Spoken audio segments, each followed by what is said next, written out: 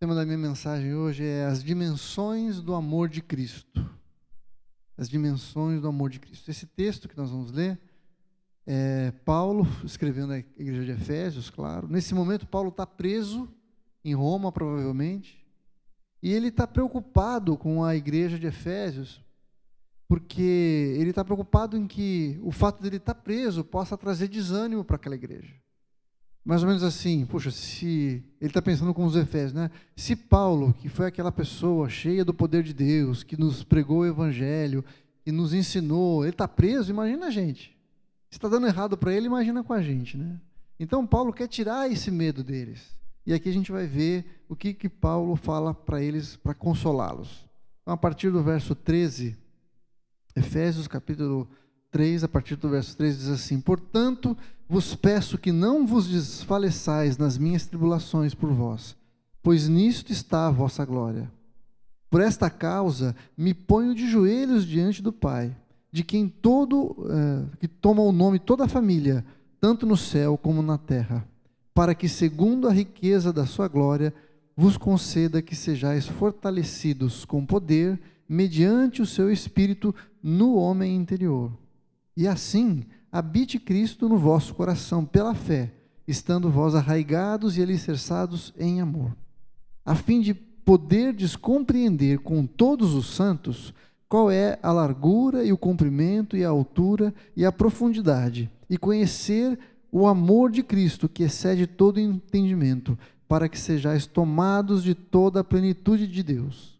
Ora, para Deus, que é poderoso para fazer infinitamente mais do que tudo quanto pedimos ou pensamos, conforme o seu poder que opera em nós, a Ele seja a glória na igreja em Cristo Jesus, por todas as gerações, para todo o sempre. Amém. Quero destacar para você aqui algumas coisas importantes que a gente vê nesse texto. A primeira é que, pensa comigo aqui, se você vai orar por alguém que está com medo, você está preso e quer que as outras pessoas não fiquem com medo de ser presas também. Como é que a gente oraria se fosse hoje? Como é que você oraria? Eu tenho quase que certeza que a gente oraria alguma coisa do tipo: Senhor, tem misericórdia da gente, livra a gente da cadeia, livra a gente da prisão, tira os problemas que a gente está enfrentando e mostra para todo mundo que o Senhor é poderoso e que o Senhor cuida da gente. Não é mais ou menos isso que você ia orar? Deus, eu não quero ficar preso, traz libertação para nós queremos sair da cadeia, queremos viver a plenitude do que o Senhor tem para nós. Mas Paulo não fala isso, ele não ora assim. E isso é uma coisa que me chamou muito a atenção, porque ele ora para que nós sejamos fortalecidos no nosso homem interior. O que isso quer dizer? Ele está falando o seguinte: olha, eu estou orando para que vocês não vivam debaixo das cadeias que as circunstâncias trazem sobre vocês. Porque as circunstâncias vão ser muitas vezes adversas, mas é possível nós vivermos livres, plenos, felizes e em paz com Deus, mesmo estando em cadeias. A mudança da nossa vida e a mudança das circunstâncias que a gente está vivendo começa no nosso interior. Depende daquilo que nós cremos, daquilo que nós vemos em quem é o Senhor, de como é o Senhor, do caráter do Senhor. Então, Paulo está orando para que eles sejam fortalecidos no espírito deles, para que no coração deles Cristo possa habitar. E eu vou falar um pouquinho mais a respeito disso, mas a primeira coisa que o texto diz é que Paulo se coloca de joelhos diante de Deus.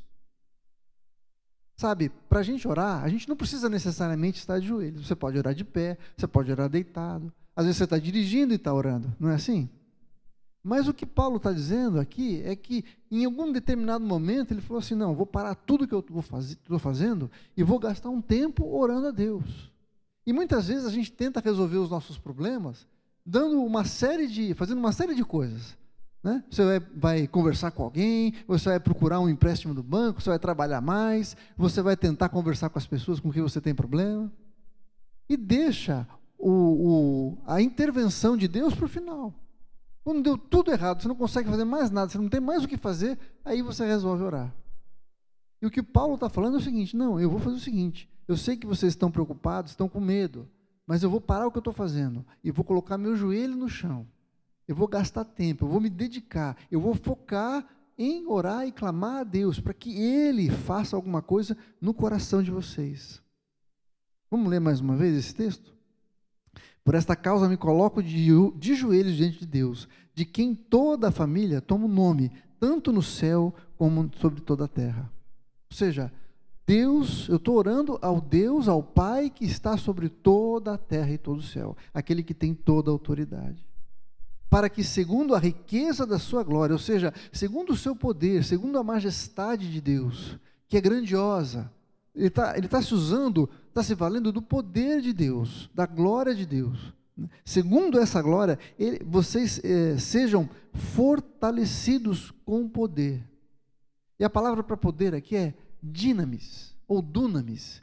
Não, você já ouviu alguma palavra parecida? Dinamite vem dessa palavra. Dinamite é alguma coisa que tem muito poder. Poder para destruir, tem um poder em si mesmo, né, que faz toda a diferença. É esse poder que Paulo está pedindo que seja concedido para nós. Ele diz, mediante ou através do Espírito de Deus, no homem interior. Então, veja só, Paulo está pedindo para que Deus, através da sua glória e do seu poder, nos fortaleça também e nos encha de poder através do Espírito Santo dele, no nosso homem interior. Então a nossa mudança, aquilo que nós precisamos de fato, é algo que começa dentro de nós. É uma revelação de quem Deus é no nosso coração. O nosso interior vai ser transformado antes das circunstâncias serem transformadas. Deus começa a mudar a nossa vida de dentro para fora. Ele quer que nós tenhamos os nossos olhos colocados no Senhor. E aí no versículo 17, diz assim, e assim para que habite Cristo no vosso coração, pela fé, estando vós arraigados e alicerçados em amor. Isso aqui é uma coisa importante a gente entender também, é que ele pede para que o amor de Jesus, que Cristo habite no nosso coração. Agora, habitar é diferente de passar férias. Habitar é diferente de fazer uma visitinha. Quando alguém vai morar em algum lugar, não sei se você já se mudou de casa, mas quando você chega, aquela casa não tem a sua cara, não é isso? Você tem que começar a ajeitar a casa, organizar, comprar os móveis, saber onde você vai guardar cada coisa. E quanto mais você vai ajeitando, mais aquela casa vai ficando do seu jeito, não é assim? É diferente você passar uma noite no hotel. Quando você chega no hotel, não tem nada a ver com você, né? Não tem uma foto sua, não tem a roupa que você gosta de usar, não tem o cheiro que você gosta. Então, quando a gente passa a habitar num lugar, aquele lugar começa a tomar o nosso jeito, o jeitão da gente. E o que Paulo está falando? Olha, eu oro para que pelo poder de Deus, o coração de vocês seja a habitação de Cristo Jesus. O que ele está falando? Olha, eu quero e oro para que Jesus se sinta em casa no coração de vocês. Para que ele tenha liberdade de começar a arrumar a casa do jeito dele. Percebe a diferença? Jesus quer habitar no nosso coração e que ele quer se sentir em casa. Ele quer colocar os móveis do jeito certo, ele quer deixar tudo limpinho do jeito que ele gosta. Ele quer ter a fotografia das pessoas que ele ama. Ele quer ter as coisas arrumadas do jeito que ele quer. Assim como a gente gosta de chegar num lugar e ter aquele lugar arrumado do jeito da gente, Jesus quer ter essa liberdade na nossa vida. Habitar no nosso coração significa que ele tem liberdade para arrumar o nosso coração do jeito que ele quer. E vai ter muita coisa no coração da gente que ele vai ter que botar para fora. Quando a gente chegou nesse prédio aqui, vocês não fazem ideia do tanto de entulho que a gente tirou daqui para ficar arrumadinho. Tinha um monte de porcaria, um monte de coisa velha, quebrada, suja. E no nosso coração é a mesma coisa. À medida que os anos vão passando, a gente vai acumulando um monte de coisa que precisa ser trocada no nosso coração. E o que Paulo está falando é assim, eu oro para que pelo poder de Deus, Cristo possa habitar no coração de vocês. Ele possa arrumar a casa, possa deixar tudo organizado, limpo, ajeitado, do jeito dele. Então, se nós estamos vivendo com medo, em desespero, preocupados com o futuro, a solução que Paulo dá não é que as circunstâncias mudem, mas é que o nosso coração seja transformado. É que a gente enxergue como o Senhor quer fazer na nossa vida. E permita que Ele possa mudar o nosso coração. Abrir aqueles compartimentos do nosso coração que estão trancados a 7 chaves. Que está com aquela placa assim, não perturbe, sabe? Não mexa aqui, proibida a entrada. Tem algumas áreas na nossa vida que a gente não quer que ninguém mexa, que ninguém veja. Mas o Senhor quer e precisa ter liberdade para entrar em cada cômodo do nosso coração. E dar aquela geral, dar aquela limpada. Jogar criolina, pegar a bucha, pegar o bombril, limpar. Tirar aquele monte de entulho que tem lá. Mandar tudo para fora. E deixar a casa arrumada. E quando isso acontece, quando Ele habita no nosso coração, a gente vai começar, é o que diz o texto, a experimentar a fé, que, de modo que nós estejamos arraigados e alicerçados em amor. Estar alicerçado e arraigado significa que você está seguro no amor do Senhor. Eu preciso conhecer Jesus e preciso que Ele esteja em mim, de modo que eu esteja seguro. Alguém que está enraizado, uma árvore que está enraizada, tem raízes profundas, não sai dali de qualquer jeito. Não é qualquer ventinho que vai arrancar aquela árvore dali, não é verdade? Uma casa ali bem alicerçada não cai por qualquer coisa. Não é qualquer chuva que vai derrubar aquela casa.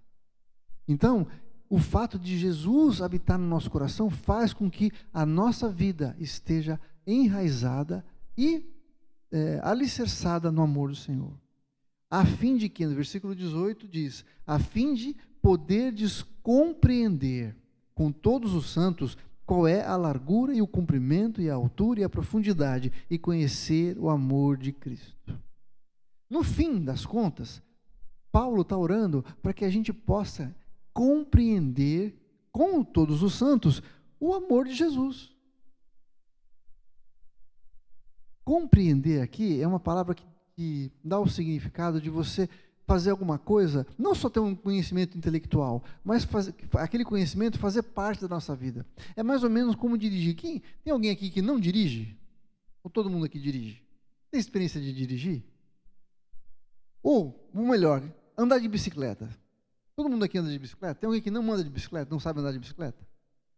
Quando você anda de bicicleta, quando você começa a aprender, você tem que ficar olhando para o guidão, saber se o pedal está no lugar certo, né? Quando você está dirigindo, você sabe que tem que colocar a primeira, dependendo da velocidade que você está, você não pode colocar a primeira, você tem que colocar a segunda e assim por diante. Com o tempo, você não pensa mais como você vai agir, não é assim? Aconteceu com você já de sair da tua casa e ir para o seu trabalho, quando você chega lá, fala assim, nem reparei como é que eu cheguei aqui. Você está tão acostumado, aquilo faz parte de você. Você não precisa mais pensar como fazer as coisas. E o que Paulo está falando é que o amor de Cristo vai habitar em nós, e Cristo vai habitar no nosso coração, de modo que a gente possa compreender, ou seja, agir sem pensar mais. Vai fazer parte da nossa vida, da maneira como a gente pensa. A gente não vai precisar ficar pensando mais. Quem dirige, de vez em quando, deixa o carro morrer, não é isso? Acontece alguma coisa, você erra alguma coisa, ou alguém entra na sua frente, você acaba deixando o carro morrer. Mas o normal é você dirigir sem ter esse tipo de problema. Por quê? Porque isso já faz parte de você. A nossa vida com Jesus, é isso que Paulo está querendo que a gente experimente. A gente vive uma vida sem ter que ficar pensando como é que você vai fazer. Está tão internalizado, a gente está recebendo isso de uma maneira tão prática, tão fácil, a gente já está tão acostumado a experimentar o amor de Jesus, que a gente não deixa mais o carro morrer. Se acontecer, tudo bem, você dá a partida de novo e continua tocando. Mas não é o normal. E o que Paulo está falando é exatamente isso, que ele quer que a gente experimente e compreenda o amor de Jesus de uma maneira tão natural, que você não tem que mais ficar pensando. Vai fazer parte da nossa vida. E aí ele diz o seguinte, compreender com todos os santos. Por que ele fala isso? Porque o amor de Deus, o amor de Jesus por nós, é tão grande, tem tantas facetas, que é impossível a gente conhecer e experimentar o amor de Jesus sozinhos. Com todos os santos significa que juntos a gente vai começar a conhecer mais a respeito de quem é o Senhor, de como Ele se manifesta, de como Ele age. Não dá para você ser um crente que fica na sua casa. Não dá para ser crente uma vez por semana, ligar o YouTube e assistir o culto de lá. A gente precisa conviver. A gente precisa ser exposto às diferenças. A gente precisa ver como o outro se relaciona com Deus, porque eu aprendo com isso. Deus se manifesta e se revela de maneiras diferentes para cada pessoa. E quanto mais eu convivo com pessoas diferentes, quanto mais eu me exponho a essas pessoas, mais eu vou ver o amor de Deus e o poder de Deus de uma maneira diferente que eu não estava conhecendo.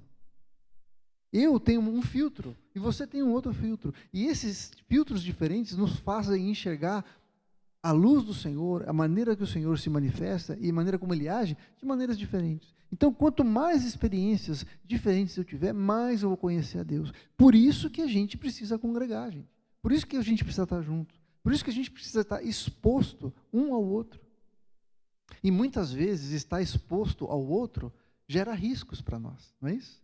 Quantas vezes a gente não se decepciona com as pessoas? Quantas vezes a gente não é machucado pelo outro? Porque a pessoa pensa diferente, age diferente. Mas isso faz parte do nosso crescimento. Estava falando com uma pessoa outro dia que um diamante só tem aquele brilho porque ele foi lapidado. Como é que você lapida um diamante? É na marreta. Você vai tirando as casquinhas, vai lixando, vai polindo. E isso, se você trouxer para a vida da gente, dói. Ninguém gosta de levar martelada, não é isso? Ninguém gosta de lixa. Mas se você quiser crescer, se você quiser amadurecer, se você quiser brilhar para o Senhor, a gente precisa estar disposto, estar aberto ao processo de lixamento, de ser martelado.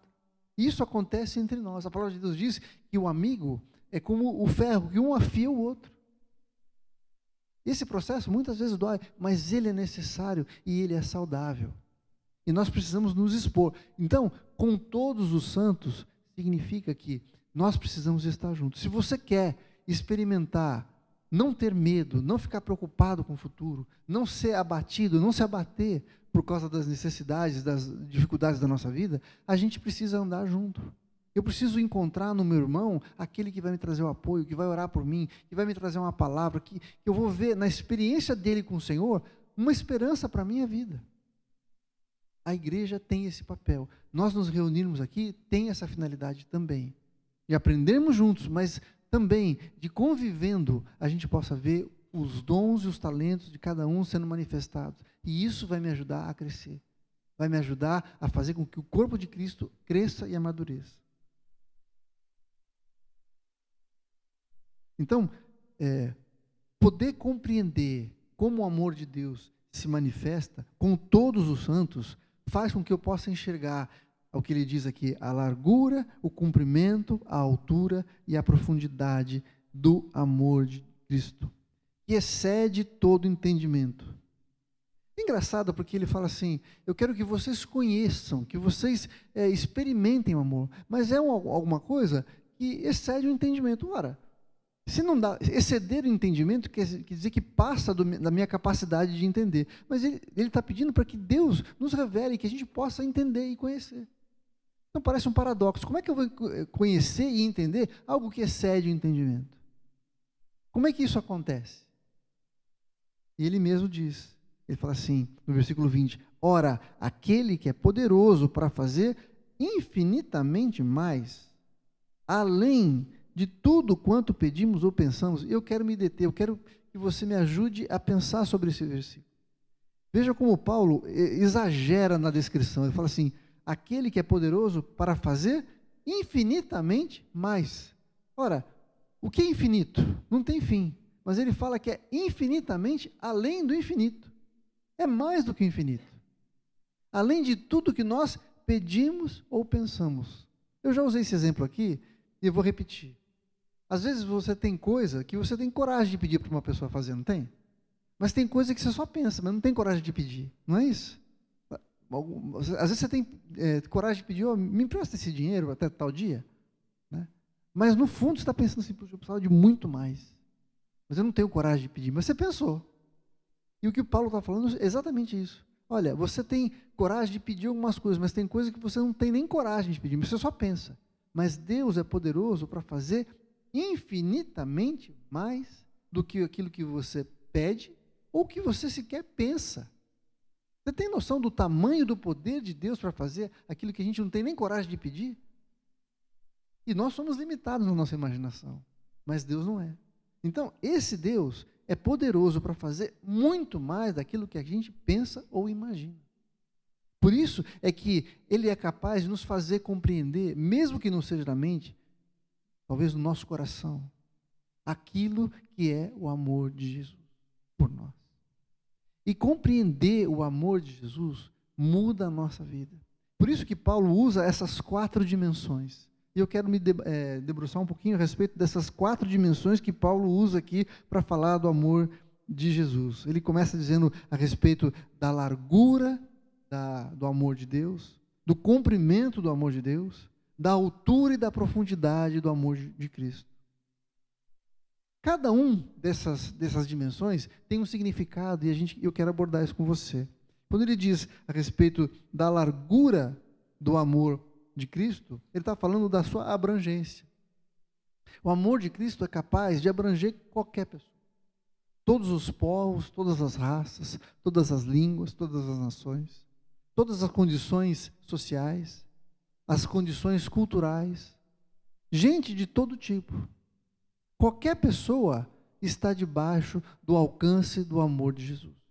Não tem ninguém que seja menos ou incapaz ou não seja bom o suficiente para receber o amor de Jesus. Esse amor de Jesus alcança todas as pessoas. Quando Jesus fez a sua grande comissão, como nós falamos na semana passada, ele diz assim: ide, portanto, e fazer discípulos de todas as nações. Todos os povos estão alcançados. Todos os povos fazem parte do objetivo que eu tenho de trazê-los para perto de mim. Em João 3,16, aquele texto super conhecido, diz que Deus amou ao mundo, todas as pessoas. Ele não excluiu ninguém, de tal maneira que deu seu Filho unigênito para que todo aquele que nele crê, qualquer pessoa que crê no nome de Jesus, tenha a vida eterna. João 6,37 diz assim: todo aquele que o Pai me dá, esse virá a mim, e o que vem a mim, de modo nenhum o lançarei fora. Sabe, quando a gente não consegue entender a amplitude ou a largura do amor de Deus, a gente fica inseguro. Será que Deus me ama também? Será que eu sou bom o suficiente? Será que eu fiz as coisas certas para ser amado por Deus? E esse texto está dizendo exatamente isso. Que a largura do amor de Deus abrange cada um de nós. Ninguém está fora do alcance do amor do Senhor. Então, se você está preocupado de talvez não ser bom o suficiente, ou de não ter feito o suficiente, ou de não ter a história certa para ser amado por Jesus, eu quero que você entenda que o amor de Jesus alcança você também. Você está dentro do espectro da largura do amor de Jesus. O Senhor ama você, ama a sua família, se importa com você. E é isso que Paulo está falando. Olha, eu quero que vocês compreendam no coração. Quero que Cristo habite em vocês, no coração de vocês, para que vocês fiquem enraizados e possam então conhecer a largura do amor do Senhor. A segunda medida que ele usa é o comprimento. E o que o comprimento do amor de Jesus fala para nós? O comprimento fala a respeito da sua misericórdia. Quanto o Senhor vai andar conosco? Quantas vezes o Senhor vai me dar uma nova chance? Quantas vezes, qual que é o meu limite para errar com o Senhor, para que Ele continue me abençoando, continue me dando uma nova oportunidade? Se para Pedro ele falou assim, você tem que perdoar não 7 vezes, mas 70 vezes 7, o Senhor que é perfeito vai te perdoar menos que isso? As misericórdias do Senhor se renovam a cada manhã. Isso significa que Deus não fica fazendo conta. Ele não fica anotando na caderneta, o Orlando pecou de novo.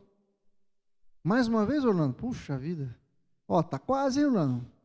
Mas aí quando está quase, vira o dia e as misericórdias do Senhor se renovam mais uma vez. Amém? Isso é para que a gente não tenha insegurança com relação ao amor do Senhor por nós. Ele alcança todo mundo e Ele é longo o suficiente para nos acompanhar em toda a nossa trajetória. As suas misericórdias se renovam a cada manhã.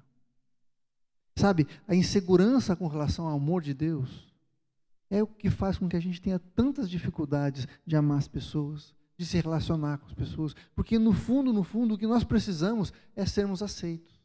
É a gente sentir que vale alguma coisa. E o amor de Jesus nos garante que nós temos valor, que nós somos amados e que nós somos aceitos. Entender essa verdade muda a nossa vida. É por isso que Paulo está falando, olha, vocês estão preocupados porque eu estou preso? Gente, relaxa. O amor de Deus nos garante a segurança que nós precisamos. Nessa vida e na vida vindoura. Se a coisa não está dando certo aqui, não se esqueça que essa vida é passageira, mas a eternidade está garantida a você por causa do amor. É o que Jesus falou. Deus amou o mundo de tal maneira que deu seu Filho unigênito, para que todo aquele que nele crê não morra, mas tenha o quê? A vida eterna. Uma coisa que a gente precisa entender é que a vida eterna não começa quando a gente morre. A vida eterna já começou, porque ela é eterna. Nós já estamos vivendo a vida eterna, gente. Numa outra dimensão, numa outra condição. Mas a nossa vida não vai acabar. Nós estaremos com o Senhor para sempre. Isso é que deve trazer alegria e esperança para nós. Então, lembrar-se que o amor do Senhor, o seu cumprimento, eu preciso entender qual é o seu cumprimento. E lá em Lamentações, capítulo 3, verso 22, é que diz: as misericórdias do Senhor são a causa de não sermos consumidos, porque as suas misericórdias não têm fim, são novas a cada manhã. Amém? Existe uma misericórdia nova preparada para você hoje. Basta que a gente se apresente diante do Senhor e fala: Senhor, olha para a minha vida, perdoa os meus pecados, renova para comigo a tua misericórdia e a tua bondade. Ele falou da largura, do comprimento, e ele fala também da altura do amor do Senhor. Lá em 1 João, capítulo 3, verso 2, diz assim: amados, agora somos filhos de Deus, e ainda não se manifestou o que haveremos de ser. Sabemos que quando Ele, Jesus, se manifestar, seremos semelhantes a Ele, porque havemos de vê-lo como Ele é. O amor do Senhor é o amor que nos leva até a presença dEle, que tem para nós a eternidade, que tem para nós uma nova vida, que tem para nós uma nova criação, um novo corpo glorificado, para estarmos com Ele.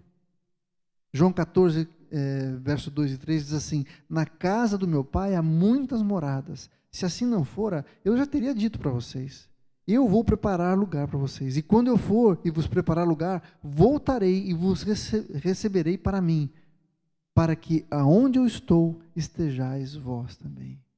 A altura fala do lugar aonde o amor do Senhor vai se manifestar na nossa vida e nos levar para perto dEle, para onde nós estaremos com Ele eternamente. Gente, isso aqui não é o fim. Isso aqui não é o fim. Nós temos coisas muito maiores preparadas pelo Senhor para nós. A palavra de Deus diz que nem olhos viram, nem ouvidos ouviram o que Deus tem preparado para aqueles que o amam. Quando alguém diz assim, o melhor de Deus está por vir, é verdade. É verdade. Existem coisas que a gente não consegue imaginar ainda.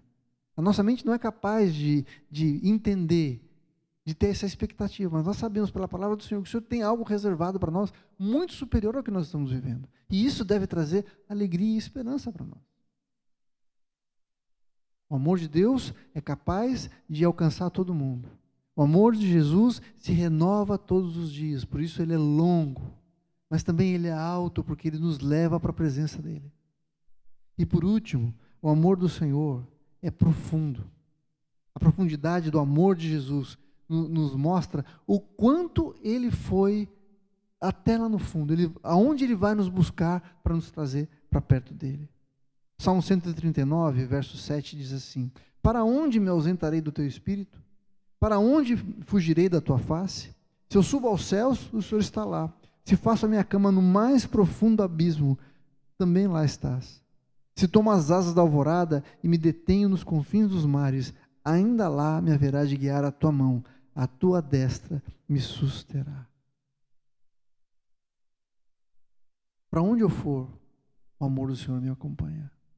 Não importa quão fundo eu tenha ido, o tamanho do poço onde eu tenho me metido, nos meus pecados, na minha perdição, o Senhor nos alcança no lugar mais profundo. Ele é capaz de nos estender a sua mão e nos trazer de lá. Então, não existe nada que a gente possa fazer que esteja além do poder de Jesus de nos resgatar. Eu gosto de dizer o seguinte, que não tem nada que a gente possa fazer que vai mudar o amor de Deus por nós. Nem de ruim, nem de bom. Deus simplesmente nos ama. O amor de Jesus simplesmente nos alcançou. Não tem um lugar tão longe, tão profundo, tão sujo que Ele não possa ir e nos resgatar. Ele desceu dos céus, encarnou, se tornou homem para andar com a gente, para viver entre nós, para que a gente pudesse ter comunhão conosco. E para que a gente possa viver com Ele eternamente.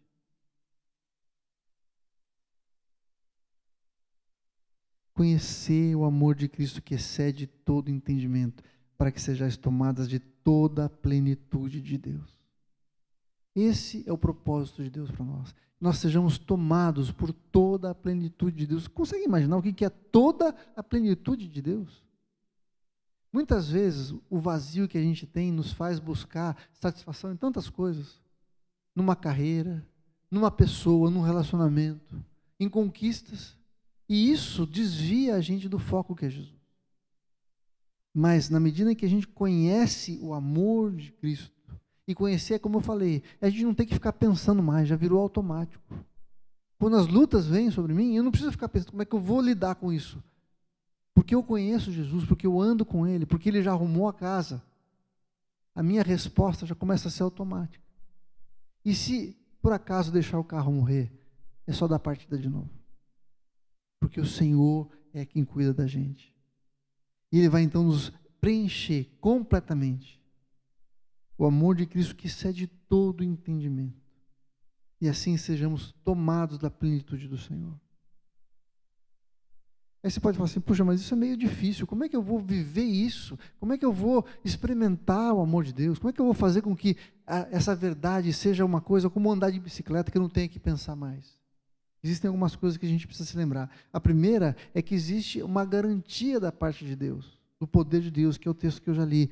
Versículo 20, aquele que é poderoso para fazer infinitamente mais além de tudo que pedimos ou pensamos, conforme o seu poder que opera em nós.